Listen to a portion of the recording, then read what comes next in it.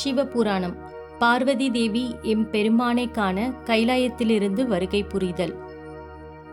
குபாண்டனின் மகள் சித்திரலேகை பிறருக்கு எல்லளவும் சந்தேகம் ஏற்படா வண்ணம் பார்வதி தேவியைப் போல் தன்னை மாற்றிக்கொண்டார். இதை கண்ட மற்ற அப்சரஸ் தேவதைகள் உண்மையிலேயே பார்வதி தேவி இங்கு வந்திருப்பது போல் எண்ணினார்கள். சித்திரலேகையின் உருவமானது தத்ரூபமாக பார்வதி தேவியின் வடிவத்தோடு ஒன்றியிருந்தது. அவரவர்கள் வேடம் தரித்ததற்கு ஏற்ப அவரவர் பணிகளை செய்யத் தொடங்கினார்கள்.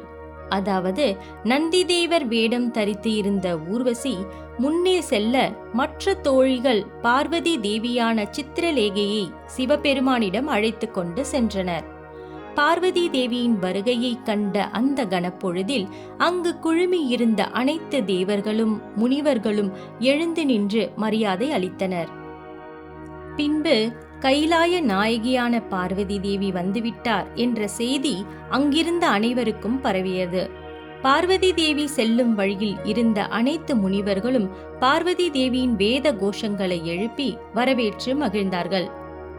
நந்தி தேவராக வடிவம் தரித்த ஊர்வசி மற்றும் அவரின் பின்னால் பார்வதி தேவியின் தோழிகள் போல் வேடம் தரித்த அப்சரஸ் தேவிகள் எம்பெருமானிடம் சென்று கைலாயத்தில் இருந்து பார்வதி தேவி வந்து கொண்டிருக்கின்றனர் என்று கூறினார்கள்.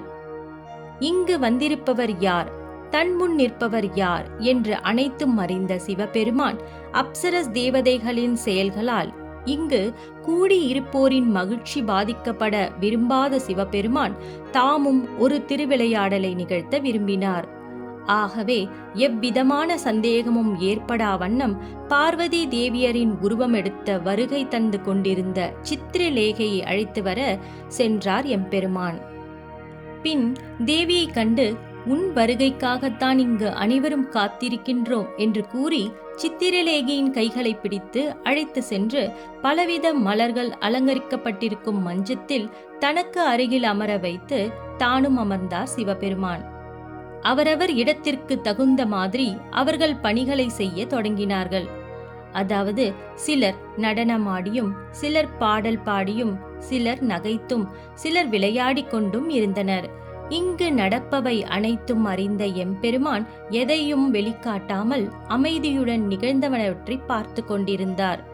சிவபெருமான் தன் திருவிளையாடலை நடத்தி கொண்டிருந்த அவ்வேளையில் தொலைவில் ஆரவாரத்துடன் பிரிங்கி முனிவர், நந்திதேவர், விநாயகர் முதலானோர் புடைசூழ சர்வ அலங்காரத்துடன் லோக மாதாவான பார்வதி தேவி ஆகாயம் வழியாக தன் பதியான கணவனைக் காண வந்து கொண்டிருந்தார். பார்வதி தேவியின் வருகையை கண்டு சபையில் கூடியிருந்த அனைவரும் என்ன நடக்கிறது என்று அறியாமல் திகைத்து நின்றனர்.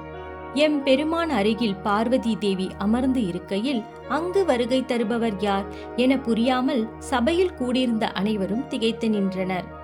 அவ்வேளையில் எம்பெருமான் பார்வதி தேவியை அழைத்து வந்து தன் அருகில் அமர வைத்தார். சிவபெருமானுக்கு அருகில் அமர்ந்த பார்வதி தேவி தன் அருகில் இருக்கும் மற்றொரு பார்வதி தேவியையும் தனது தோழிகளை போன்று உருவத்தில் இருப்பவர்களையும் கண்டு நிகழ்வனவற்றை உணர்ந்தார்.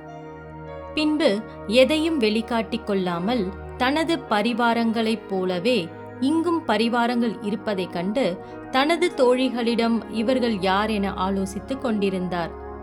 அவ்வேளையில் அங்கு 2 பார்வதி தேவியையும், 2 சப்த மாதர்களையும், 2 நந்தி தேவர்களையும் மற்றும் 2 விநாயகரையும் கண்டு அங்கு கூடியிருந்தவர்கள் இங்கு நிகழ்வனவற்றை எதையும் உணர முடியாமல் எம்பெருமானையே பார்த்து கொண்டிருந்தனர். சர்வ லோகங்களையும் தன்னுள் கொண்ட சர்வேஸ்வரன் ஆகிய சிவபெருமான் புன்முறுவல் பூத்த முகத்துடன் அங்கு நிகழ்வனவற்றை கண்டு கொண்டிருந்தார். அச்சமயத்தில் பார்வதி தேவியின் வருகையை சற்றும் எதிர்பாராத சித்திரலேகை மற்றும் அவருடன் இருந்த மற்ற அப்சரஸ் தேவதைகள் என்ன நிகழுமோ என பயந்து நடுங்கிக் கொண்டிருந்தனர். ஓம் நம சிவாய.